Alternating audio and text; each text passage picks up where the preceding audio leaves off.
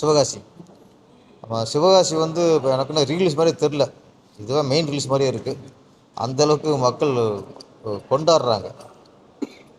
நான் வந்து ரிலீஸ் அன்னைக்கு 2005 போய் தேவ தேட்டர்லாம் பார்த்தேன்.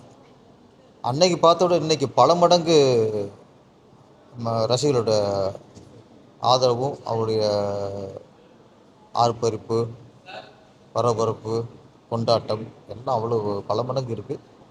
நான் அதில் ஒரு விஷயம் வந்து கொஞ்சம் 21 வருஷம் கழிச்சு படம் பார்க்க போகும்போது ஒரு விஷயம் கொஞ்சம் பயந்தேன். இந்த சென்டிமெண்ட் மற்றெல்லாம் ஓகே தான், ஆக்ஷனு சாங்குங்கெலாம் அப்பவும் என்ஜாய் பண்ணுவாங்க, நம்பிக்கை முழுசாக இருந்துச்சு.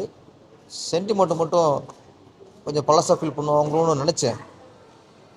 ஆனால் இப்போ உள்ள ஜென்ரேஷன், இப்போ காலேஜ் படிக்கிற பொண்ணுங்கள் பசங்க கூட அந்த சென்டிமெண்ட்டை கொண்டாடினாங்க, அவங்க ரொம்ப பிடிச்சி போச்சு. அதுதான் எனக்கு இந்த ரீலீஸில் கிடைச்ச வெற்றி அப்படிங்கிறது.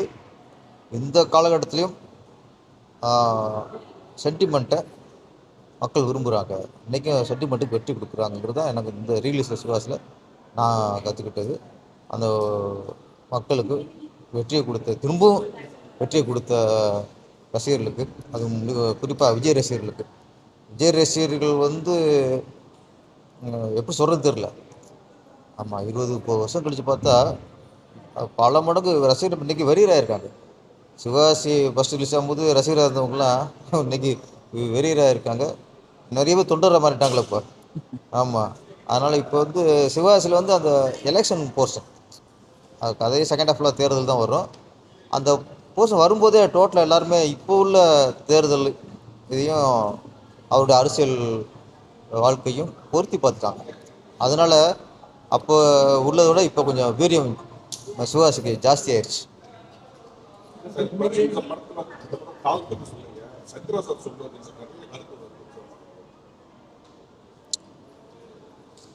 சத்யராஜ் சார் வந்து அவர் தனிப்பட்ட வாழ்க்கை எப்படின்னு வாழலாம், அதை நம்ம ஒன்றும் தடுக்க முடியாது. ஒரு மனுஷனுக்கு ஒரு கொள்கை இருக்கும். சிலர் கல்யாணம் ஆகிட்டு குழந்தை பார்ப்பாங்க, சிலர் கல்யாணம் ஆகாமலே குழந்தை பார்த்துக்குவாங்க.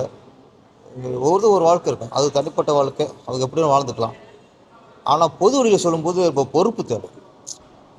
அதுவும் ஒரு பிரபலமாக இருக்க ஒரு நடிகர் சத்யராஜ் அவர்கள் வந்து ஒரு விஷயத்தை சொல்லும்போது அது நாட்டுக்கு நல்ல விஷயத்தை சொல்லணும், குடும்பத்துக்கு நல்ல விஷயத்தை சொல்லணும். கலாச்சார பண்பாடு அவருக்கு வேணால் இல்லாமல் இருக்கலாம், ஆனால் அதில் தான் அந்த நாடு இயங்கிட்டு இருக்குது, இந்த உலகம் இயங்கிட்டு இருக்கு. நீங்கள் அந்த அச்சாணியை பிடிக்கிட்டிங்கன்னா தப்பு. நீங்கள் இப்படி தான் வாழணும் நாங்கள் சொல்ல மாட்டோம், நீங்கள் எப்படி வாழ்ந்துக்கலாம். ஆனால் இப்படி தான் வாழணும், கேடு கட்டு வாழலாம், எப்படி வாழலாம், கல்யாணம் ஆகாமல் குழந்தைய பார்த்துக்கலாம், கல்யாணமே தேவையில்லை, யாரோட வாழலாம் அப்படிங்கிறத நீங்கள் மக்கள் சொல்லாதீங்க. அது தப்பான ஒரு உதாரணம் ஆயிரும். ஏன்னா உங்களை மாதிரி பிரபலம் சொல்லும்போது லட்சக்கணக்கான மக்கள் அதை பார்க்குறாங்க, அவங்கள போய் அது சேருது, கருத்துக்கு சேருது. அப்போ நம்ம ஒரு கருத்து சொல்லும்போது அது லட்சக்கணக்கான மக்களை போய் சேருது அப்படிங்கும்போது ரொம்ப ரொம்ப கவனமாகவும் பொறுப்பாகவும் சொல்லணும். இப்படி பொறுப்பு இல்லாமல் சொன்னால் தப்பு. இப்போவும் சொல்கிறேன், இந்த கலாச்சாரம் பண்பாடுங்கிறது நம்ம நாட்டுக்கு ரொம்ப முக்கியம். கஷ்டம் எதுவுமே தேவையில்லை, சடங்கு தேவையில்லை, கல்யாணம் தேவையில்லை, கலாச்சாரம் தேவையில்லை, பண்பாடு தேவையில்லைன்னா நீங்கள் பின்னோக்கி போங்க. ட்ரெஸ்ஸு எப்படி வேணாலும் போடலாம், என்னோட சொல்லலாம். நீங்கள் அதுக்கு எதுக்கு நம்ம கலாச்சார பண்பாடு எதுக்கு வந்து கடந்து வந்திருக்கோம்? ஆதிவாசியாக இருந்து போடலாமேங்கிறேன்னா, காட்டுவாசியாக இருக்கும்போது எப்படி இருந்தோம்? அவங்களுக்கு பண்பாடு இல்லைங்க. காட்டுவாசியாக இருக்கும்போது அவங்களுக்கு கலாச்சாரம் இல்லை, அவங்களுக்கு ட்ரெஸ்ஸே இல்லை. அவங்களுக்கு முதல்ல இங்கே ட்ரெஸ்லாம் வாழ்ந்துருப்போம், உங்களுக்கு யார் வேணாங்கிறது. இப்போ அவங்க பொண்ணு சொன்னாங்க, கலந்து போச்சு. அதுக்கு இவர் சப்போர்ட் பண்ணுற மாதிரி வராரு. அது ரொம்ப டோட்டலாகவே அந்த கல்ச்சரையே காலி பண்ணுற மாதிரி ஒரு தப்பானது. சத்யராஜெல்லாம் கொஞ்சம் பார்த்து கொஞ்சம் பொறுப்பாக பேசுங்க, இல்லைன்னா பேசாமல் இருங்க. நான் இப்போ சொல்கிறேன், நீங்கள் எப்படின்னு வாழ்ந்துருங்க, யாரும் உங்களுக்கு கேட்க மாட்டாங்க. நல்ல விஷயத்துக்கு கெடுக்கிற மாதிரிலாம் பேசக்கூடாது.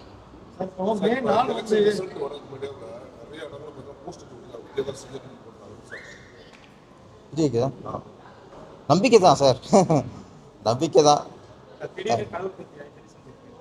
திடீர் கடவுள் பற்றி இல்லையா? நான் ஒன்று சொல்கிறேன், விஜய் சாரை பொறுத்த வரைக்கும் இதே இந்த வேல் இன்னைக்கு திருச்செந்தூர் போயிருக்காரு. எலெக்ஷன் முன்னாடி போயிருந்தா எல்லாரும் ஓட்டுக்காக போயிருக்காரு, நடிக்கிறாரு அப்படின்னு சொல்லலாம். அவர் தேர்தல் முடிஞ்சு வச்சு எல்லோரும் ஓட்டு போட்டு முடிச்சாச்சு. இந்த நேரத்தில் அவர் ஒரு இந்து கோயிலுக்கு, அது முருகர் கோயிலுக்கு போய் அங்கே கையில் வேலை வாங்குறது கண்டிப்பாக இருக்க வாய்ப்பே இல்லை.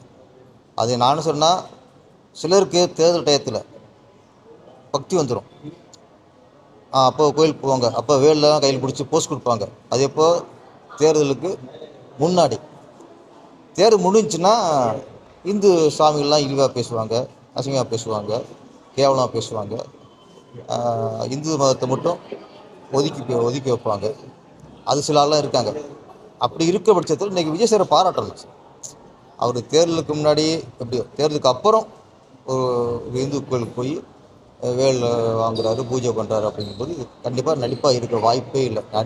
நடிப்பாக இருந்தால் அது எலெக்ஷன் முன்னாடி பண்ணியிருக்கணும். அதோட நான் விஜய் சார் நான் பாராட்டுறேன். நல்ல வேலை நீங்கள் தேர்தலுக்கு முன்னாடி போய் வேலை கையில் பிடிக்கல, உங்களே ஒட்டுமொத்தம் நடிப்புட்டுருப்பாங்க. ஒரு விஷயம், நான் நல்ல ஒரு ஆரோக்கியமான அரசியல்வாதியாக நான் விஜய் சாரை பார்க்குறேன் இப்போது. ஏன்னா இந்த மத சார்பின்மை அப்படின்னாங்களே, 2 தான் சார்.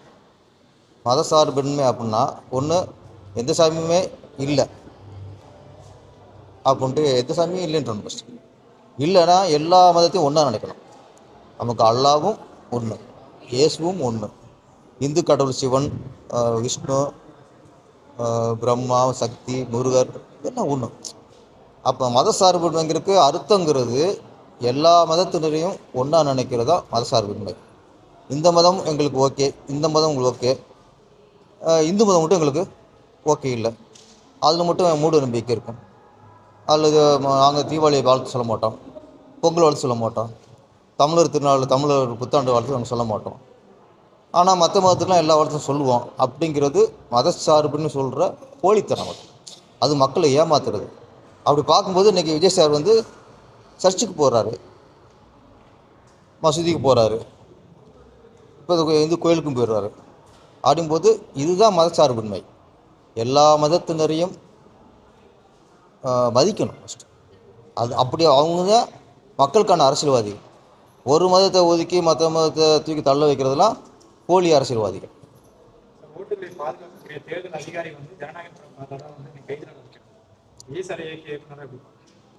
தப்பு தான் சார்.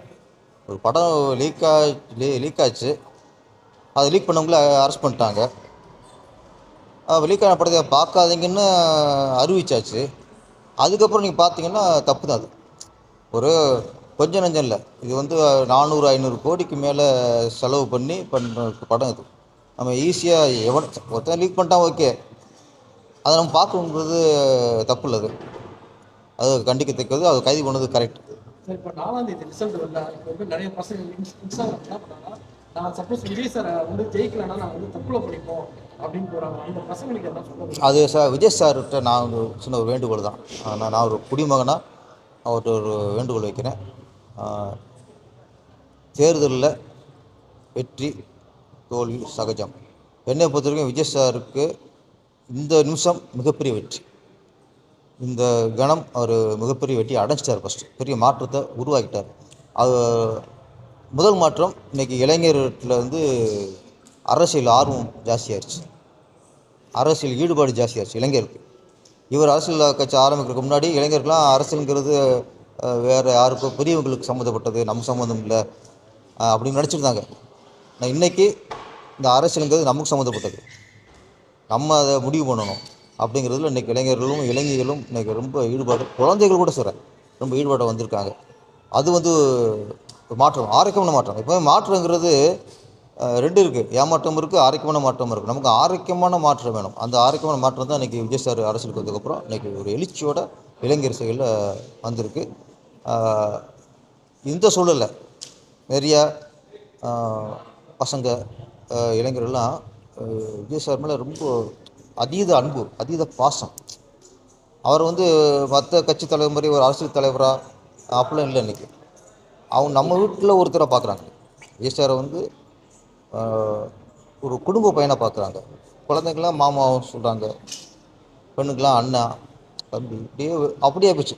இப்போ அரசியல் தலைவரை தாண்டி நம்ம குடும்ப உறுப்பினர் மாதிரி அவரை பார்க்குறாங்க. அதனால் அவருக்கு ஏதாவது ஒருவேளை தோல்வி வந்துட்டால் நாங்கள் இப்படி இருப்போம் ஒன்று தாங்கிக்க மாட்டாங்க. ஓகே, அதை தாங்கிக்கிற ஒருவேளை தோல்வி வராது சொன்னேன். அப்படி கூட நீங்கள் இப்போவே ஒரு அவங்களுக்கு அறிக்கை விடணும். உங்கள் ரசிகர்களுக்கு எது வந்தாலும் நம்ம தாங்கிக்கணும். இன்னொன்று, இதில் சின்ன சர்க்கிள் வந்தால் கூட அது நிறதும் இல்லை சார். அதுக்கடுத்து எழுச்சி வரும். அதுக்கு இன்னும் அடுத்த தேர்தலாக இருக்குது. அதனால் இதில் சின்ன வந்தால் கூட திரும்பும் எழுச்சியோட அவர் திருப்பி நினச்சதை அடைவார். அந்த நம்பிக்கையை விஜய் சார் ஒரு காணொலி மூலமாக கண்டிப்பாக அவங்க ரசிகர்க்கலாம் சொல்லிடணும். நானும் 2-3 வீடியோ பார்க்குறேன். அந்த மாதிரி அப்செட் ஆகிடக்கூடாது. ஒருவேளை நான் சொல்கிறது, ஒருவேளை சில சர்க்கிள் வந்தால், ஆனால் எங்கே பார்த்தாலும் விஜய்க்கான எழுச்சி ஜாஸ்தியாக இருக்குது. ஓட்டு சதவீதம் கண்டிப்பாக ரொம்ப ஜாஸ்தியாக இருக்கும். அந்த நம்பிக்கை மக்களுக்கு இருக்குது, எல்லாருக்குமே இருக்குது.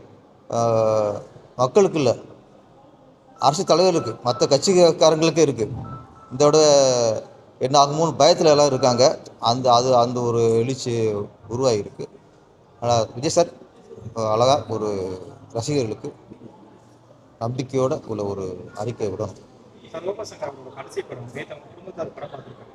பார்த்தவங்க என்ன சொல்லியிருக்காங்கன்னா, எங்களுக்கு சினிமா தான் எல்லாமே, ஸோ எங்களுக்கு சினிமாவில் வாய்ப்பு கொடுன்னு சொல்லி கையெடுத்து அவங்க கேட்குறாங்க. அப்படி ஒரு சூழ்நிலையில் இன்னைக்கு அவங்க குடும்பம் இருக்கு. எதிர்காலத்தில் அடுத்த இயக்குநர்கள் வந்து என்ன மாதிரி வாய்ப்பு சார்? சிலர் நடிகராக இருப்பாங்க, அவங்களோட இது முடிஞ்சிடும். சிலருக்கு அந்த குடும்பமே கலை குடும்பமாக இருக்கும். ரோபோ சங்கர் அப்படிங்கும்போது நல்ல நடிகர், மக்கள்கிட்ட செல்வாக்கு உள்ள நடிகர். அவர் இறந்துட்டார். இப்போ அவருக்கு பின்னாடி அவர் பொண்ணும் ஒரு நடிகையாக தான் இருக்காங்க. அது மாதிரி அவங்க அந்த அம்மா இப்போ அவங்களே முன் எங்களுக்கு ஒரு வாய்ப்பு கொடுங்க அப்படிங்கும்போது கண்டிப்பாக திரையுலகர் கைவிடக்கூடாது. ஏன்னா சினிமா நம்பி இருந்தவர் இன்னைக்கு இறந்துட்டார். அவரை நம்பி இருந்தவங்க இன்னைக்கு வாய்ப்பு கேட்டு இருக்காங்கும்போது கண்டிப்பாக ரோபசங்கரை வச்சு படம் பண்ண இயக்குநர்களும் சரி, ப்ரொடியூசரும் சரி, திருப்பி படம் பண்ணும்போது அவங்களுக்கும் வாய்ப்பு கொடுக்கணும். அது ஒரு சினிமா கலைஞர் குடும்பத்துக்கு நம்ம கை கொடுக்குற மாதிரி. கண்டிப்பாக அவங்கள கேட்குற அளவுக்கு வச்சுருக்க கூடாது. இருந்தாலும் கேட்டுட்டாங்க. மேக்ஸிமம் சினிமாக்காரங்க அவங்களுக்கு வாய்ப்பு கொடுக்கணும்.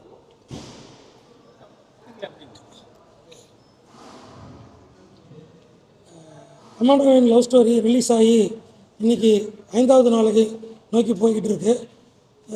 மக்களோட ஆதரவு அப்படியே கொஞ்சம் கொஞ்சமாக பெருகிட்டு வருது. இது இன்னும் தொடரும்னு நினைக்கிறேன். ஒரு கமாண்டோவின் லவ் ஸ்டோரியோட தீவிரமான ஒரு காதல் கதையை சொல்லியிருக்கேன். மென்மையான காதல். இதுக்கு மேலே ஒரு காதலை சொல்ல முடியுமான்னு எனக்கு தெரியல. ஒரு வித்தியாசமான காதல் கதையை கொடுத்துருக்கேன். சார் நடித்து கொடுத்துருக்காரு. உண்மையாலுமே அவருக்கு என்னோடய வாழ்த்துக்களை சொல்லிக்கிறேன். அவர் கொடுத்த சப்போர்ட்டுக்கு நன்றி தெரிவிச்சுக்கிறேன். அதே மாதிரி